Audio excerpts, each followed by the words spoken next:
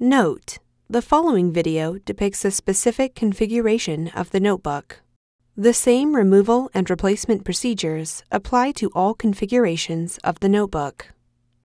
Before you begin, remove the optical drive, base enclosure, and hard disk drive assembly.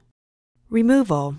Important: make careful note of the position of the hard disk drive bracket on the hard disk drive for later replacement. Disconnect the hard disk drive adapter cable from the hard disk drive. Remove the hard disk drive brackets from the hard disk drive.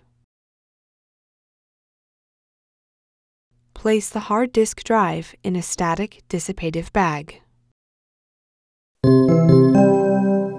Replacement.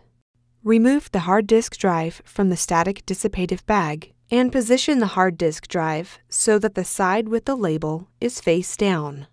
Place the hard disk drive brackets onto the hard disk drive.